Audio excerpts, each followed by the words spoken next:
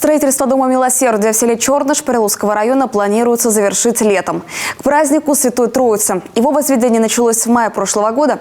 Глава Коми по приглашению местного батюшки иеромонаха Иннокентия накануне побывал на месте. Как отметил Владимир Уйба, это дело благое, богоугодное. Здесь любой человек сможет найти кров и доброе слово. В двухэтажном доме одновременно можно будет разместить 16 человек. И что особенно радует, жители Прилузья на доброе дело не скупятся. Свою лепту вносят и сельчане, и местная власть, и предприниматели района. В таких делах как раз и проявляется наша соборность и духовная сила, заключил глава.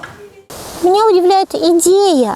Идея, вот, вы представляете, это здание столетнее, а благодаря вот всем стараниям, простите, еще раз скажу, отца Иннокентия, возник второй этаж. Второй этаж на этом столетнем здании. Там такие милые помещения, милые комнаты, удивительная отделка, удивительная постройка, удивительный взгляд на то, что как это здание должно выглядеть. Мне очень нравится. Я очень надеюсь, что оно привлечет и будет нужно тем людям, для которых это делается. Для одиноких, престарелых, для монахов, для паломников.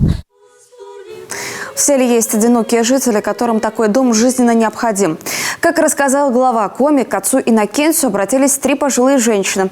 В возрасте далеко за 80. Дети и внуки зовут жить к себе в города, а они наотрез отказываются, мол, душа здесь, в родном селе. Жить в одиночку тоже тяжело, домашнее хозяйство уже не потянуть, а в Доме Милосердия будет с кем и словом обмолвиться, и общую молитву совершить.